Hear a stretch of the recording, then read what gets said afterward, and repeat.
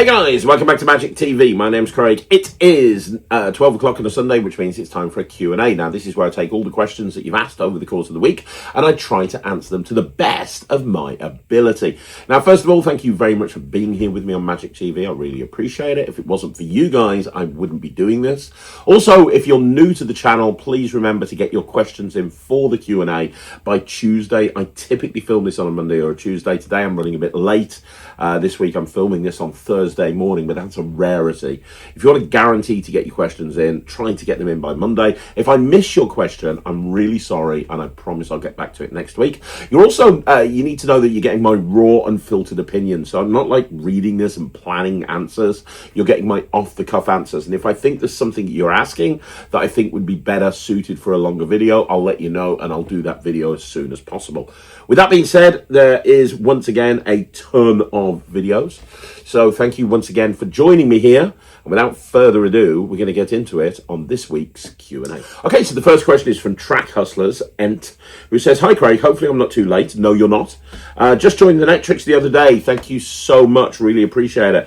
Big fan so far. Is there any way to make a playlist or bookmark add effects to favorite?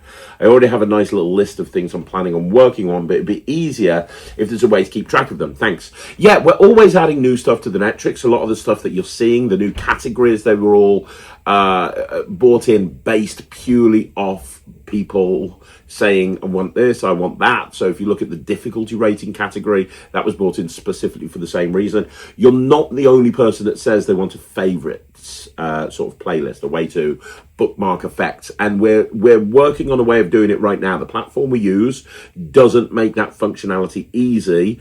Myself and Michael have got a workaround. I'll be honest with you, I'm now getting into December and it is silly season for me. I've now got 48 shows over the month of December, and as well as everything I do in the office. So it is actually really busy for me. If I don't manage to get that functionality in place by the end of December, it's going to be the first thing that we work on in January. We've got a big list of stuff that Michael's working on behind the scenes. We've got about 5 or 6 things that we're wanting to actually incorporate into the Netrix, and that's one of them. So yes, thank you very much. Really appreciate it, and we will get on top of that. Okay, so the next question is from Darren Gregg, who says, for the Q&A, "Hi Craig." Hi Darren. "I was talking with a friend recently about a thread we'd both seen on the Magic Cafe at least 10 years ago about using magic tricks to pick up women and girls. We both agreed that this was very cringy and was filled with some of the most ridiculous and sexist comments ever. It basically turned into, 'I've picked up more women than you. No, you haven't. They wouldn't impress any woman,' etc., etc. Apparently, there's even a book simply called 'How to Attract Women with Magic.' I was wondering how you felt about this. Is there still an attitude of women will be impressed with my card tricks, they'll jump into bed with me amongst certain magicians? Do you think if there is, it's a form of misogyny or harmless fun?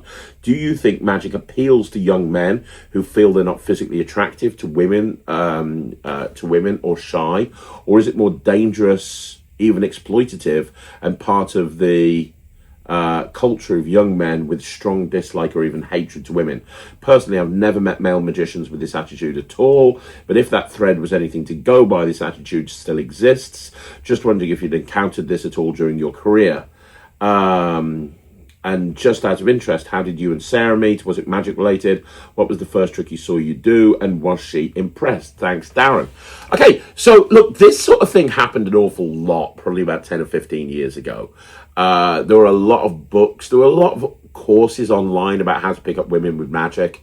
In fact, Jay Sankey brought out a DVD many years ago. I can't remember how long ago. It must have been about 15 years ago, called Firestarters. And Firestarters was a collection of tricks designed to pick up girls.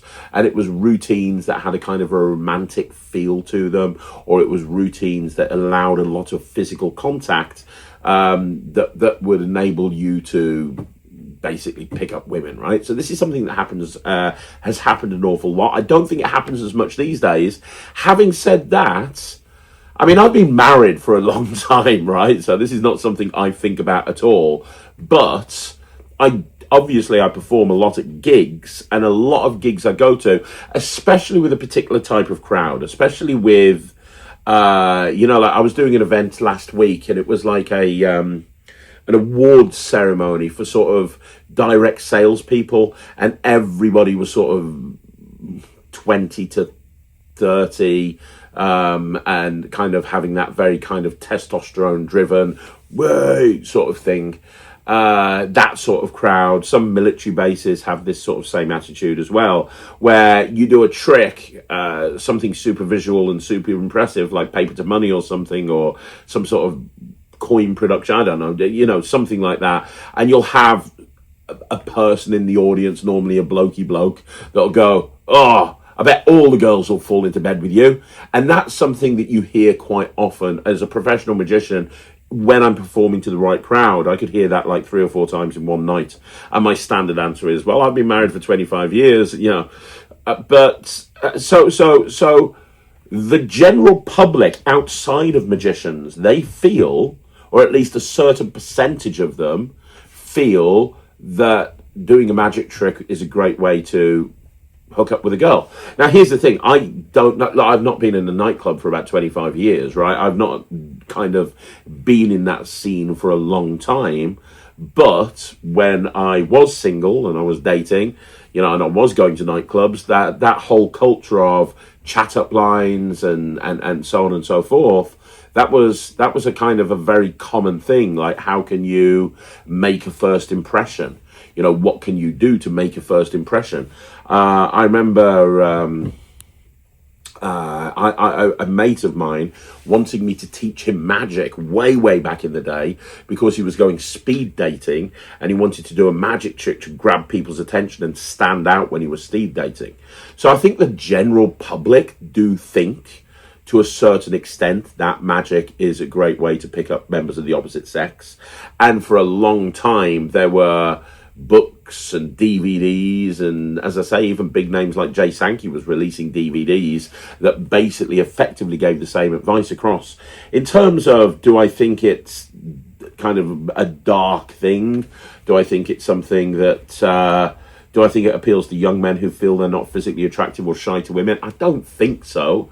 I don't think it does. I mean, I don't really know, but I think if you're shy with girls, I don't think having a magic trick would help. And a lot of the people that will say to me, they'll go, "Oh, I bet all the women love you." They're not like ugly guys or shy in any way, shape or form. So I don't think that's the case. I just think that there's, I've not been in that scene for a long time, but I think there's a lot of people out there that are looking to connect with the opposite sex, and they're looking for a way to do that gives them kind of an in, and magic is a way of doing it. And that's only my opinion. How did me and Sarah meet? I think I told this recently on the channel. Myself and Sarah met online when online dating wasn't even a thing. This is before Tinder or anything like that. There was a thing called Yahoo Personals, which was one of the first online dating things. And I just moved back to the Midlands, and I bought a house. And I was in this house on my own. I remember it was Christmas Eve, and I was feeling pretty sorry for myself. So I set up an account on this Yahoo Personals. And I remember you could send an icebreaker for free. I didn't want to pay. And so I saw Sarah's profile. And what an icebreaker was back in the day, there were 6 things that you could send. And I sent one to Sarah, and it said, "Am I your type?" And she sent one back to me saying, "Let's find out." And I had to pay money in order to then talk to her, and we went back and forth, and we had a conversation, and we talked for weeks. Every day we'd be sending each other emails, and she told me afterwards that the reason she said "let's find out" is because I was the only person that sent the icebreaker. Everyone else was sending the more flirty ones, and I just sent one that said, "Am I your type?" The first trick that she ever saw was on the second date. The first date, we didn't really do any magic. I tried to keep away from it. I didn't want magic to define who I am. And by the time we'd gone on the first date, we talked a lot, and I'd already kind of fallen for her. So although she knew I did magic, I kind of wanted to avoid that a little bit. But on the second date, the subject of magic came up and we talked about it. On the second date, we were meeting to go to the cinema. And we met in a bar, and she was there when I walked in. And she said, "Right, okay, you say you're a magician, show me a trick." And I did David Roth's coin to cross, shell coin to cross for her. That's exactly what I did. And she said, "Oh my God, I was expecting like something cheesy. That was really amazing. I loved that." And that's been her favourite trick ever since because of seeing it on. It was the first trick I ever showed her. So there you go. That's yes, she was impressed is the answer. She loved it, and then we went to watch the film, and we had our first kiss, and all many years later, Ryan and Thea popped along. So there you go. That's my origin story, and that's my opinion when it comes to dating, when it comes to magic. Okay, so David Blaine says, when you go out, what are the names of the gimmicks that you have to carry and perform? The ones that you'll check your pockets to make sure you have those gimmicks every single time you go out. There are certain tricks that people lose their mind every single time I perform them. Extreme burn, magic button, any card, etc., etc. Because I'm a working pro, I perform an awful lot. So when I'm going out and about, I don't take like lots of tricks with me. I will have stuff. So I have my phone with me, and my phone has some amazing stuff on it that I can use, which is great. I always have Keymaster on me. Keymaster is permanently on my keychain, along with Key Cutter and Karate Key. I'm not trying to pimp up my own tricks. I'm really not, but I have them there on my keychain, as well as Ignition, as well as Monkey. I have a whole key related thing. I also have my headphones with me, which, my AirPods, these things, I have, they're in the other room, but I have my AirPods with me, which allows me to do echolocation, which is one of my favorite witch hand routines. I love echolocation, and which is by Plain Sight. It's a free thing. If you've got AirPods, go on the App Store and look up echolocation. It's brilliant. What else? I'll normally have with me whatever in my wallet I have ED Seat. I always have ED Seat in my wallet, and I always have three credit card tricks. I have a credit swipe. I have two that are unreleased, one that's coming out through Alakazam, one that's coming out through Murphy's, and they're all in my Orphic wallet, which is set up to be able to do a peek if I wanted to. And that's everything. But when I'm out performing, when I'm out and about, I'll typically have in my pocket whatever I'm working on at that point, because I'm always working on something that I'm going to need to be filming at some point. At the moment, I've got this thing that I'm working on for Alakazam that I know I need to film in January. So every opportunity I have, I'm filming, I'm performing that. But that's about it, really. So unless I'm working on something, it's just what's in my wallet, what's on my keychain, and what's in my phone. Okay, so David Blaine also says, can you review and perform Leo Smester's Chop Cup, Coffee Cup, and Sugar Bags? I don't know what it is, but I will find out, and I will definitely review it for you. I'm a big fan of Leo's stuff, so yeah, 100% we'll look into that. Okay, so Illusionist Ed2 says, hey, how you doing? I remember some time ago you talked about a calculator trick where the magician has a prediction and the audience members take their phones out and do the calculations with you. They multiply someone's birthday, year, etc., and they end up with a number that matches the prediction.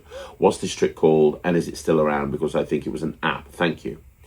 Yeah, you're talking about Toxic Plus by Ian Pigeon. There's been lots of different versions of this. The first version was released by Lloyd Barnes and Illusionist, but the kind of the quintessential version, the version that everybody uses, is Toxic Plus. You can use it to do an awful lot of stuff. I thumb Toxic Plus. There's so much that you can use the app for beyond just a prediction. It's a very, very, very useful tool to have on your phone. And when I talk about doing magic with my phone earlier in the previous question, that's one thing that I love doing. In fact, I was doing a corporate last night at the NEC, and it was like a corporate awards thing, about 50 or 60 people, and I must have done that like 3 or 4 times that night, and that's a paid gig. It's really good. So Toxic Plus, Ian Pigeon, it's available on the App Store. That's what you need. Okay, so the next question is from Comcure, who says, hi Craig, hope you're well. I was wondering if you had any live performances of Prestige by yourself and Matt Wright. I love the trick, but I'd also like to see how you perform it in a live environment. I've had a crawl through YouTube and I can't find anything. Thanks for everything you do for the community. Yeah, I thought I'd filmed some live performances and sent them over to Matt, but I can't find them anywhere, and he said I never sent them to him. So obviously I haven't. Now I'm going to be completely level with you. I'm going to be totally honest. There is no way I'm going to be able to get this done until January. December for me is just, if I manage to get all the videos up on Magic TV, it will be nothing short of a miracle. In terms of going out and filming tricks, that's not going to happen, because although I'm performing an awful lot, I can't really bring a camera crew with me to perform. So there's a lot of stuff that me and Nemid need to film for various different production companies, and I've effectively told them it's going to have to wait until January. So we're fourth of is it the 4th of I think the 3rd of January. Myself and Nemid are meeting up for a whole week, and we're going out and we're filming a ton of stuff for people that need it filming. And at that point, I'll get a few prestige performances. And what I'll do is I'll probably put a video on the site. I'll probably put a performance special like I did with the button, where you see some performances and I do some commentary tracks over the top as well. So I'm aware you're not the only person to say that. I promise you I will get those performances. It's just going to have to wait, unfortunately, until January, because I have no capacity. Okay, so the next question is from Adonis Beridon, who says, "Hi Craig, I'm just wondering, what is your system to create a full production stage show similar to any of the Vegas shows? Do you put a team together, lights, front of house, etc., and work together on creating the show, or do you write the show and then bring the team together?" I'll be honest with you, I don't do that. That's not something I do. I've never done a full production show. I've produced the Magic and Mischief shows, and I've produced a few variety shows, but I wouldn't call them like a Las Vegas show. That's not something that I've done. A lot of magicians will tour, and they'll do tours around theatres and so on and so forth. That's great. My kind of thing is corporates and weddings and private parties. That's what I kind of niche down on. That's what I kind of focus on. So that's where a lot of my bookings come in. It's not to say I don't do theatres. I do, but it's not kind of a big thing. If you're genuinely interested in this question, what I could probably do is do an interview with somebody like Alex Jessen from Matrix Magic. Now, Alex is amazing. He produces big shows all of the time, and he has a team that he puts together that are on sound and lighting and this and that and the other. So I could absolutely 100% speak to Alex and do an interview. But, I don't want to give you any advice that I give you wouldn't be based on putting a full production stage show together. I could give you advice on how to put together a show that appears in a theatre. But there's a big difference between doing that for like 200 or 300 people, or 400 or 500 people. There's a big difference between doing that and doing like, a full Las Vegas show. That's kind of an Alex Jessen question. So if you want me to speak to Alex and do a video on that, I will. Or if you want me to do, ask the question again if you want to know from a kind of producing a show for a theatre point of view. But, to tell you a full production stage show, I probably couldn't help. So Justin Hutchins says, "Hi Craig, hope you're well." Yes, I am, thank you very much. I received Game Changer and I'm enjoying learning the routines. Thank you very much. It says on the trailer that you can do a matrix, but there's no matrix routine in the tutorial. Can a matrix routine be done? As I love matrix, how can I learn to do this? Thanks. Oh, I thought I'd actually recorded a matrix for Game Changer. Don't worry, I'm actually doing another video on Game Changer in the next couple of weeks on Magic TV. So I'm going to kind of sit here and I'm going to go through some of the other stuff that you can do with the gimmicks that you get, and I'll make sure that I include matrix with that. There's a few different routines that I'm including. I always like to kind of add extra routines to my projects over time, as you know, and I've already got some wonderful stuff. So if you've got Game Changer, there is another video dropping soon, and that video is going to have other ideas. I'll make sure I throw the matrix in there as well. Okay, so the next question is from JMB, who says, "Hi Craig, thanks very much for everything you do. I recently got a Cups and Balls set. Wondering if you'd ever add Cups and Balls routines to the Netrix. I'm a bronze member and I love the content." Thank you very much. Yes, I will. I'm doing another upload this week, or next week. We're filming it this week for next week. And I'll put my full Cups and Balls routine in there. I'll put my full Cups and Balls routine in there, and I'll put my 2-cup and ball routine in there for you. That way you'll be able to see both the 2-cup routine and the 3-cup routine, and I'll make that part of the upload. I would have thought that I'd put Cups and Balls in there already, but if I haven't, I'm very sorry. We'll make that happen for you. Okay, Alejandro Ramiro says, "Congratulations for the Game Changer. Such a creative visual trick. Tip my hat to you. Thank you so much. I appreciate that, my friend. I just watched the homage to David Roth you performed recently in the Katie test. Beautiful woman, beautiful routines, beautiful reactions. Thank you. And on behalf of Katie, thank you. My question, could you talk about coin boxes? Did you use an Akito box or a Boston box? Which do you prefer and which should you get? Thanks, Craig. Now, a few years ago, about 2 years ago, I did a hows and whys of coin boxes.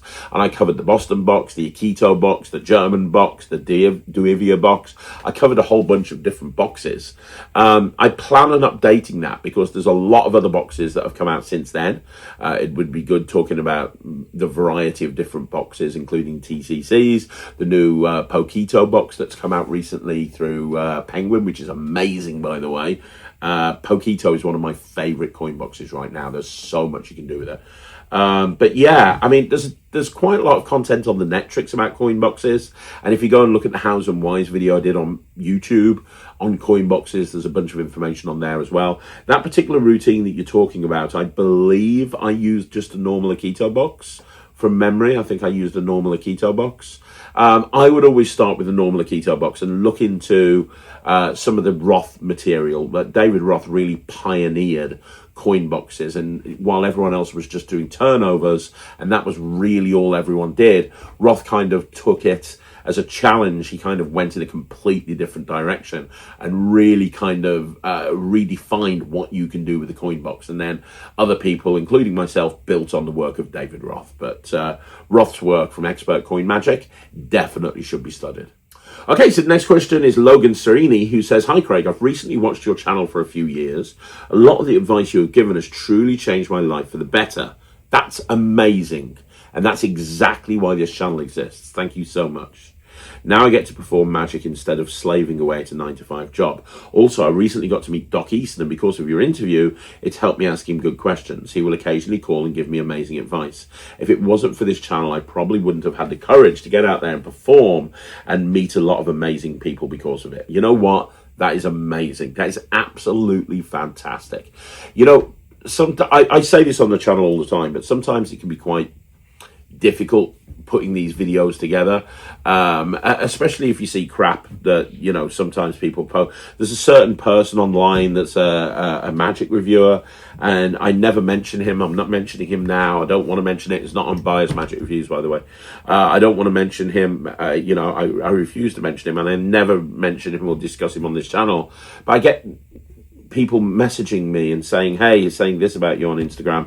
You're saying this about you on Instagram. You're saying this about," and I can't see it because I'm blocked. But I find it hilarious that there's somebody out there that's saying I'm doing such a bad job and that I'm evil and that I keep talking about them all the time, when in actual fact I never mention them. Regular as clockwork, they mention me. It's kind of sad, really, and it kind of just makes you think, what am I doing? I sit here all the time making videos. What's the point? Well, the point is for people like you that are now doing magic full time for the advice that this channel has given. And that fills me, honestly, with so much joy. So thank you so much. I really appreciate it. Okay, we've had a comment from Erico, which I had to translate, and it says, "You talk too much." Okay. It's a YouTube channel where I discuss magic. I'm sorry I talk too much. It's just, I got nothing to say to you, mate. Nothing.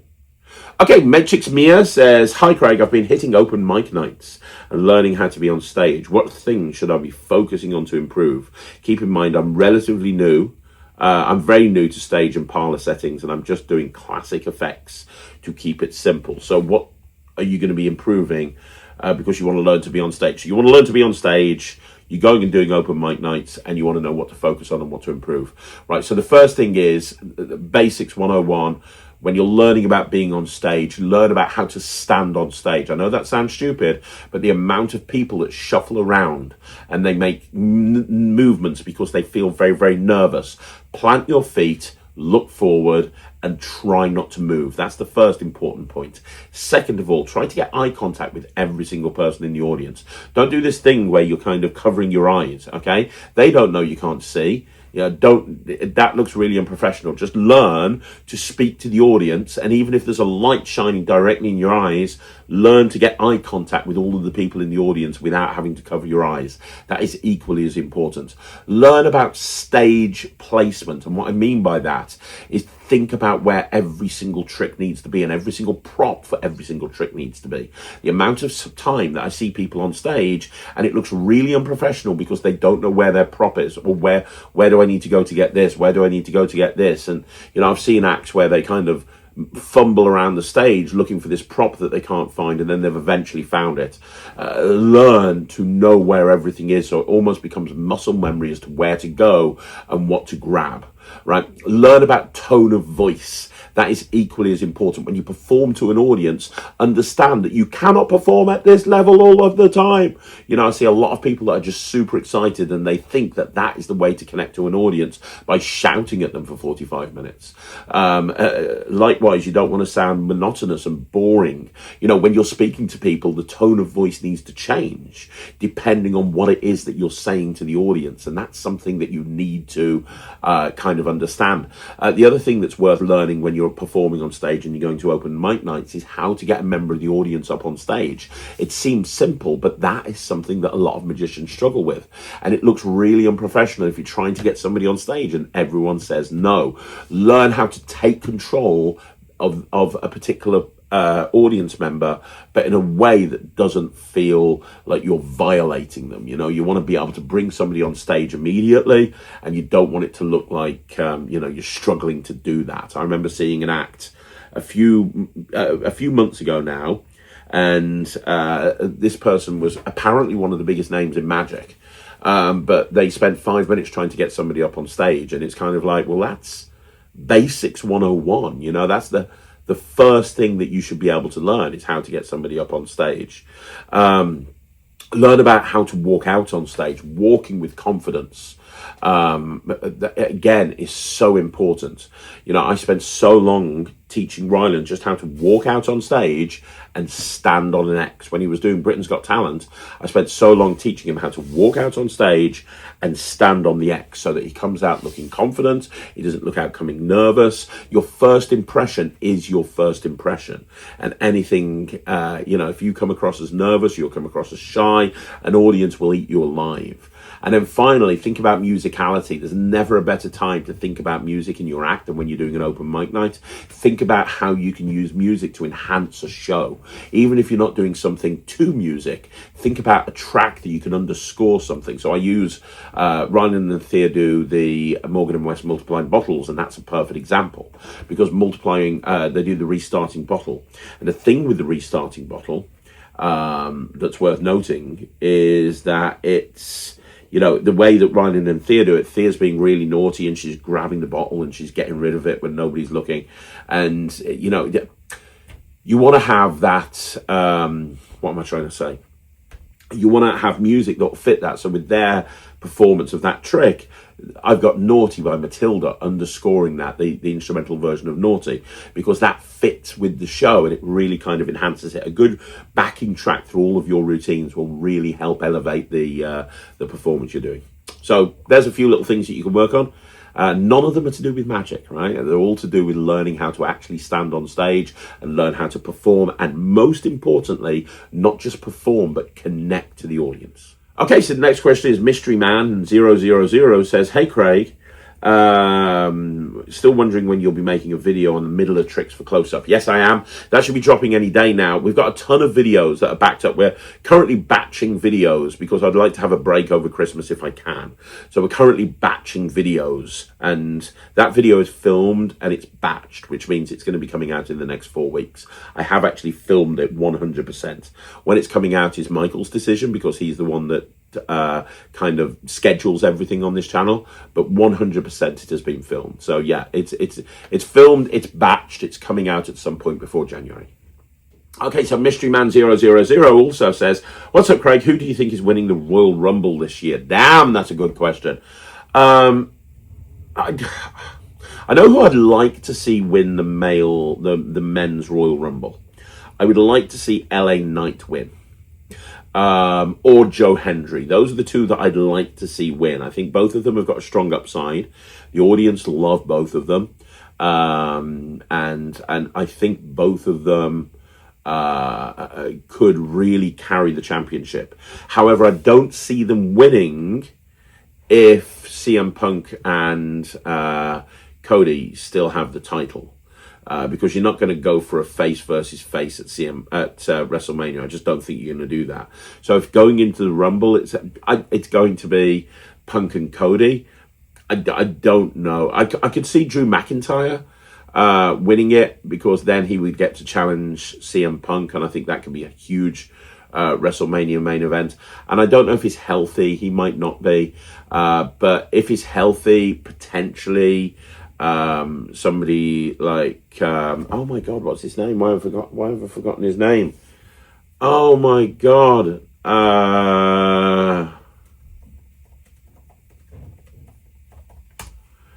It was, oh, why have I completely forgotten?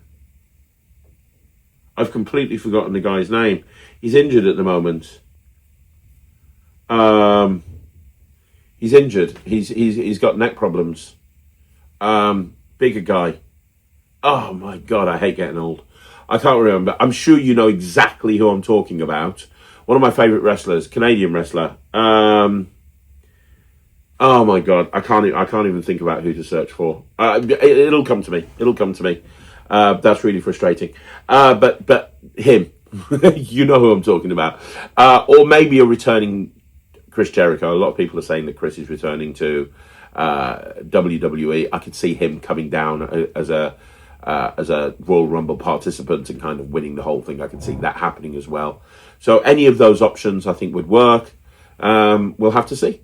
Okay, the next question is from Keith Union, who said, you should work with Alakazam to bring back David Acker's Spare Change, one of the best everyday carries ever made. I can't remember Spare Change. I'll have to look through my David Acker books. I can't remember it at all. But you know what? I will look at it and I'll speak to Pete and we'll see what we can do. Okay, so the next question is from Anistan, who says, hi Craig, great to hear about the tutorials for the coin gaffs that Penguin's putting out. I'm sure you'll be able to add a ton of value for anyone getting their gaffs or downloads if they're available that way. Thanks for the response. I believe that they might be available as a download. I don't know. It might just be if you get a shell. I'm not 100% sure. I don't know. All I know is I've done my job. And I've filmed a tutorial on the shells, and the next one that I'm filming when I go back over in March is double-faced coins and hopping halves, I believe. So I'm well on top of everything, and yeah, it's going to be a great resource for people, especially people that are wanting to get into coin magic. Okay, so the next question is Paul Mottram, who says, hi Craig, thanks for all the videos you put out every week. They really get me through the working week at work. You're more than welcome, Paul. Thank you for commenting. My question is, do you have any alternative routines to the usual mental photography deck that are performed with? Thanks again, Paul and Anesthesia. Well, you're in luck, Paul, because next year I'm going to be bringing out one of my big projects. Now, as you know, I've done a few of these. I've done the Invisible Deck. I've done I've done the Cheek to Cheek deck. I've done the Mirage deck. I've done the Svengali deck. I've done the Purse Frame. I've done a few of them. There's more than that. I can't remember all of them. But the one that's getting dropped very, very soon is the Z Fold Wallet project with Alakazam. And then after that, the next one I'm filming for Alakazam is all on the mental photography deck. I have some incredible work with the mental photography deck that it will blow your mind. Stuff that you didn't even think was possible with it. It's like going to be a deep dive. So if you saw the Svengali deck project, it's going to be a similar sort of thing. It's going to be a massive deep dive on everything to do with the mental photography deck. So look out for that. It's coming soon. If you're a Netrix member, I'll probably drop some of the routines into the Netrix over the next few months. But yeah, it's coming. It's coming, and it's going to be really, really cool. Okay, so the next question is the Mystery Box Studio, who says, when you look for ties on Penguin, it says they're the ones that brought them to the market over 20 years ago. Everything you read on the ties description points to Penguin being the ones that produced them, and the thing that Yeagle mentions are not unreal. You can read the reviews that mention how easily they break and how inconsistent they are. Everything you search about ties points to Penguin, so not sure what the other company that you say produces them. Couldn't find anything other than Penguin being behind it. I didn't say that Penguin didn't produce ties. At the beginning of the video, Yeagle held up a yellow card. He held up a yellow card, and he said these were produced by Penguin. They were actually produced by Alan Wong. Ties have always been produced by Penguin. Yeah, I don't dispute that. And I don't find that they break easily personally. I like loops. You know, I do like loops. I like ties. I've got both of them. I gave a great review to Loops Legends. I think that loops is great, but I don't think that ties are any worse, really. I think that they're both good, and I think that they both achieve what you want to get them for. But, you know, I mean, there's lots of people that, you know, there's lots of people that make invisible elastic loops. It's not just Penguin, and it's not just Masika. There's lots of other people that make invisible elastic loops as well. Why Masika's singled out Penguin, I'm not 100% sure. There's obviously a reason there. I'm not too sure what it is. I haven't spoken to them about it.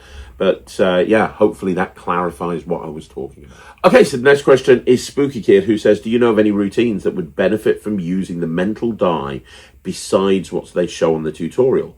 Maybe something that doesn't show the focus on the die. Yeah, I can't remember what's on the tutorial, to be perfectly honest. I cannot remember what's on the tutorial. And I'm literally doing this off the top of my head because I don't really use a mental die. I gave mine to Matt. I don't really use it, but let me see if I can think of a couple of things. One idea that I gave Thomas Maloney a little while ago was having 6 cards in your pocket with something like 6 superheroes on, or 6 films on, or 6 things that all kind of 6 celebrities or something like that, whatever it is that fits with your character. Let's say you're using films. You've got 6 films on a card, on a business card numbered 1 to 6. And let's say your Force card, let's say your Force film, let's say it's celebrities. So you've got 6 cards in your top pocket, and each card is numbered to 1 to 6, and each one of those cards has celebrities on it, but each card has, let's say the Force is Tom Cruise in a different position. So the first card, Tom Cruise is in 1. In the second card, Tom Cruise is in 2. In the third card, Tom Cruise is in 3, and so on and so forth, all the way down to 6, right? So you have those in your top pocket or in your jacket pocket or somewhere like that, that's easily accessible, where you can go in and very easily get to the correct card, okay? So what you can do is you can give someone the die, and you can tell them to shake it and then cover it up with your hand, their hand, and then say to them, you have no idea what number is on that die, do you? And they say no. Now let's say it's number 2, and you know it's number 2. You say, now, I told you earlier on, I've got a card in my pocket with celebrities on it. I want you to have a look at that card, and I want you to see that they're numbered from 1 to 6. Now, I have no idea what number you're thinking of. I'm going to look away, have a look at the number that's pointing up, and then look at the celebrity that's at that number. Have you done that? Hold the die in your hand so I can't see it. Fantastic. And then you can show them that from the beginning you made a prediction of that celebrity. So as you go over to the group, you can hand them a prediction. You could say, this is for later on. Do whatever die stuff you want to do. And as a finale, you do this thing where you say, right, okay, cover up the die. Wonderful. And all you're doing is, because you know what the number is, you're reaching into the pocket and you're getting out the correct card that will allow you it'll allow you to force that celebrity in the correct position.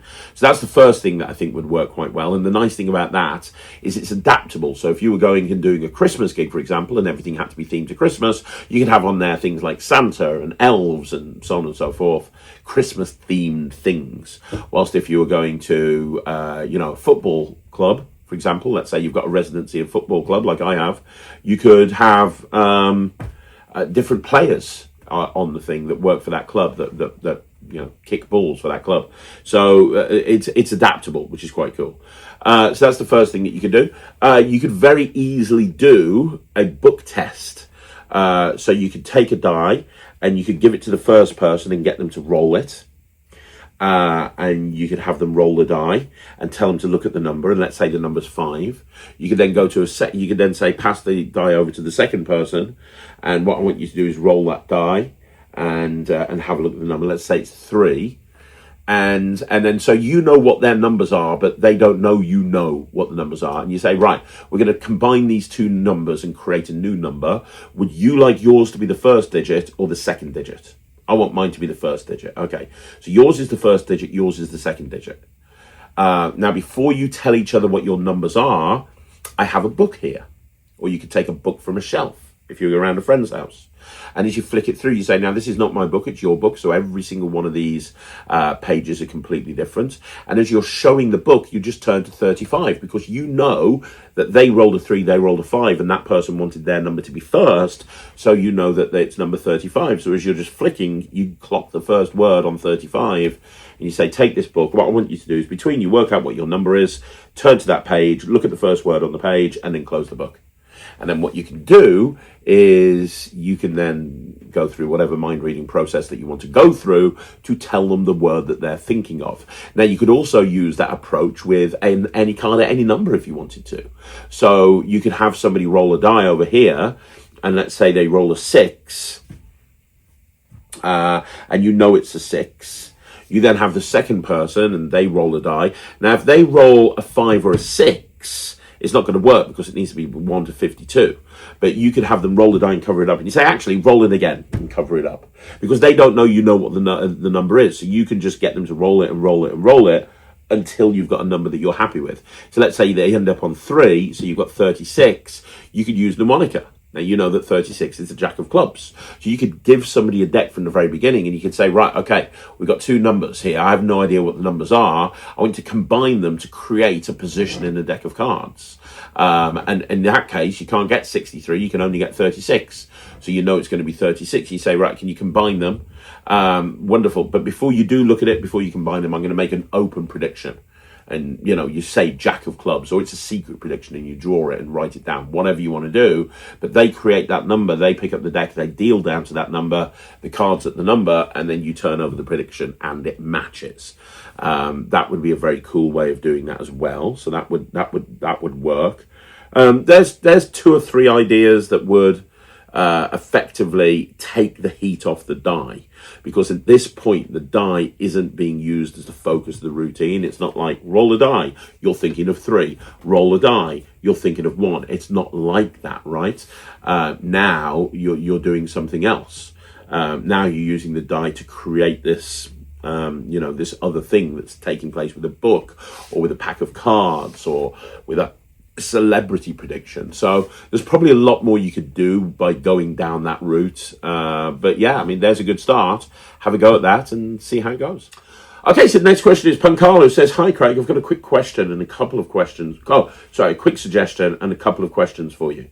Could you please remember to mention the price of every trick you review? It's vital information. Good point. I will try. Thank you very much. I'm so sorry. We will do better. Right, on to the questions. How often do you go see magic shows by other magicians? That's the first question. So as often as I can, when I go to conventions, obviously I make a big deal of going and seeing all of the gala shows and all of the satellite shows and as many shows as I can. If I see that there's a show coming up, we will go and get tickets for it, especially if it's local-ish. We tend to go an awful lot to places like the Magic Bar Live. We tend to go to places as a family like Russ Brown's House of Secrets.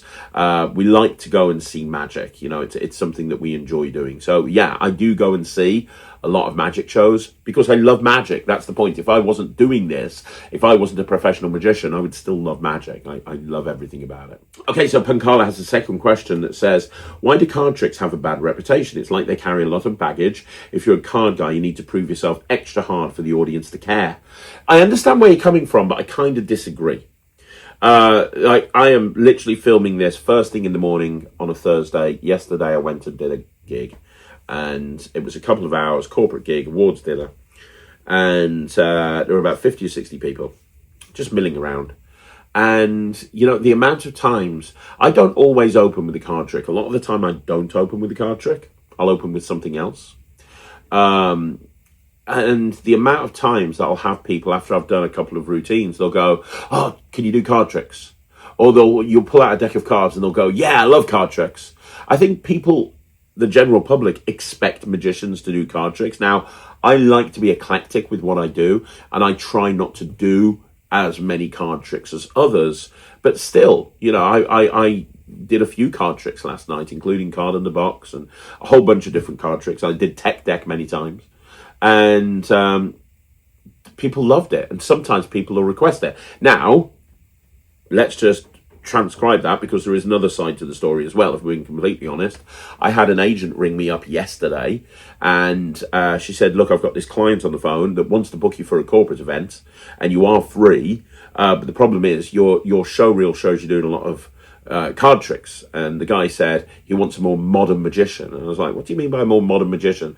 And he was like, well, you know, kind of more stuff with technology and things like that. And I said, well, I've got a new show reel coming soon, but it's not ready yet, because I am actually doing a new show reel. It's coming soon. It's not ready yet, but I tell you what, let me knock something together. And I took some of the reaction shots from things like Eye Stretch, and I took some of the reaction shots from things like Tech Deck, and all of the, you know, the cool technology-based stuff that I've bought out, you know, and I just put like a 1-minute thing together. I sent it over to the agent, and then within 10 minutes I'd had a contract. So that was another example of a completely different thing. Like, they particularly didn't want card tricks because they didn't want an old-fashioned magician.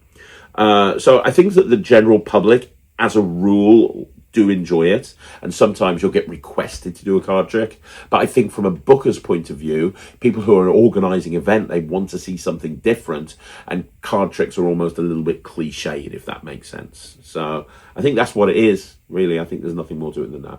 Okay, so Gavin Kojak says, hi Craig, thanks for what you do, you're more than welcome. Regarding the Oz Pearlman stuff, there is a guy on YouTube called Baskin, who I don't believe is a magician or a mentalist, who is exposing all of Oz's secrets. He has shown thumb writers, impression pads, and saying that Oz is a con artist. I just wanted your thoughts on this, as his videos are getting thousands of views. I gave my views on this on Magic News. I actually spent quite a lot of time talking about the Oz Pearlman situation. I also spent a lot of time talking about Baskin and talking about the videos that he's producing.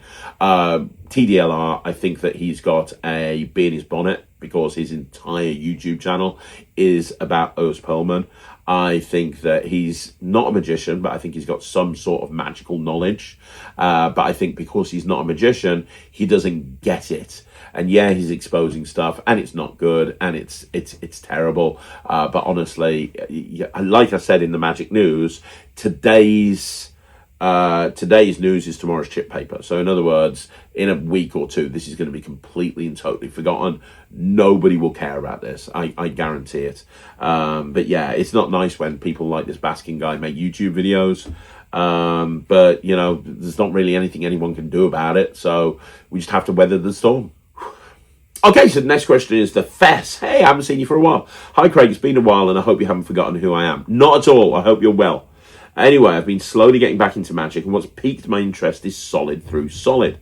Things like shrapnel, minted, and spring. Do you have any other suggestions like that, where it uses everyday objects that can be given out whilst being easy to perform? I don't mind older or newer products. This is my favourite type of magic. Also, if you haven't already, you should do an episode dedicated to close-up solid through solid. I'm also into puzzle magic. If you know of any, let me know. I can do a video on that. That's a super easy video to do. You might want to look at solid condom. I've got a review show special coming on that very, very soon. That's exactly what you're looking for. Also, variations of that solid condom, like Hollywood by Hanson Chen. Kevin Owens! Boom! That's who it was. Kevin Owens. Back to the WWE question. I was talking about Kevin Owens. Just popped into my head. Sorry. I just needed to say, Kevin Owens, Kevin Owens, Kevin Owens. Hollywood by Hanson Chen. Industrial Revelation by Jamie Grant. The Matchbox Penetration by TCC is probably the best one. All of those are really cool, solid through solid type effects. Cigarette through coin. At the moment, N2G have a beautiful Sharpie through Morgan Dollar, which is a very, very, very nice gimmick. They've done a really good job with that. Any of those work really well. Any of those. Ink Hole, it's not cheap, it's quite expensive, but Ink Hole is a really great penetration effect. All of those will work really well. So hopefully that helps. Okay, John2239, who says, "Hi Craig, it's great to see you enjoying life." Yes, I am, brother. Thank you very much. Straight to the point. Have you seen Magic in a Matchbox by Joel Anthony? It's a trick that would suit you down to the ground. I was wondering if you might add that special kind of take on it as sometime in the future and put some routines out using Joel's excellent props. Best regards, John. It is literally sitting in that room over there. And once I've finished doing a whole bunch of sales work today, my job is to go and sort that out. My job is to go and look at that. I want to do I've got all of his new tricks. I've got the wild chips, I've got that, and I've got the card thing. And we're going to be looking at all of them, and I'm going to be trying to maybe do a review show special on them. But yeah, the Matchbox thing, I've heard about it. It's like in a keto box with a Matchbox. Super smart idea. I'll definitely be doing a minimum of a review show. And if it kind of sparks my interest, I'll probably do a video with some other routines as well. Okay, so Archie Cox Magic says, "Hi Craig, I've been practicing your card through cellophane. And a lot of the time there's been a gap between the card under the cellophane and the card inside the cellophane. Is it just a case of holding the deck at a slightly downward angle so the audience don't see me? Thanks as always." Yeah, you don't want people to look at it directly on, if that makes sense. So that routine that you're talking about, you don't want them to look at it straight on. So you can angle it down a little bit. As you know, when you do the move, you tip it up and then you come back down. But angling it down, that's good advice with any type of routine. You don't want people to be looking at it directly on. You know, with packet tricks, if they'll see if it's a thicker packet if they're looking at it directly on. So when you're doing walk around, that's not an issue because people can look down at your hands. But when you're at a table like this, you want to kind of tilt your hand down slightly so that people can't see the bad angle. You know, that's one of the things that so many magicians kind of overlook, which is angle management, thinking about angles. When you're putting a routine together, it's super smart what you're doing here. Think about all the different angles and think about where people can look and not look. That's the best thing that you can do. Okay, so the next question is from Ian Walton, who says, "Hi Craig, hope you and your family are well and happy." Yes, thank you, Ian. I hope you are well. "I read this week that 1914 are closing their doors in 2026. Such a shame, as I have a few of their releases, including your own, with them. All have been great and well produced. Do you have any unfinished products with them that will no longer be released? I have no idea why they decided to close the doors. I guess market conditions these days can make it very hard for some companies to exist. Thank you for all the great releases this year and for all you do for the community." So, yes, it is a shame that 1914 are closing their doors. Unfortunately, that happens with a lot of smaller production companies. I've talked about this before on the channel. The thing about smaller production companies where it's literally just one or two people running the thing is they are literally running project by project. So, you know, you'll sink some money in to have a launch lineup of 3 or 4 tricks and they'll all launch. But the way that a production company like that makes money is by selling product. And you know what this industry is like. After 2 or 3 weeks, the hottest thing in the world becomes something that everyone has forgotten about, which means that if your income is tied solely into products that you bring out, after a 2 or 3 week high, everything's going to be dropping down. And the thing is, what will happen is that production company will be using the money from the previous release to finance the next release. And then if they start putting together a release that maybe ends up not being produced because it doesn't work or it's not possible, or let's say there's something similar that they weren't aware of, whatever the case may be, well, that can be a major problem, right? Because now they've just sunk money in for no reason whatsoever. And if they've got a trick that doesn't perform as well as they hoped, that can be an issue as well for a couple of different reasons. Murphy's, who a lot of production companies will put... Murphy's, who... Oh, hang on, let's just do that. Murphy's, who... I don't know who was calling me, that was weird. Murphy's, who do a lot of the... there you go. Murphy's, who do a lot of... you know, they'll carry a lot of people's tricks and they'll buy a big bulk of them, which will give a production company a lot of money. They base how many they buy on how well product is doing, how well the products are doing that production company put forward, which makes sense, right? Because they're a business as well. So if a production company brings out a few tricks in a row that have underperformed, that's going to impact the amount that the wholesaler will take, which will impact the distribution of the trick. It'll impact absolutely everything. So this is stuff that you need to think of. This is stuff that you need to bear in mind. So yeah, it is a real shame that they have... it is a real shame that they've shut down, but or that they are shutting down, but they had a great run. I did have a couple of things that were going to come out, and obviously that's not going to happen now, but you know, we'll find a new home for them. That's not a problem.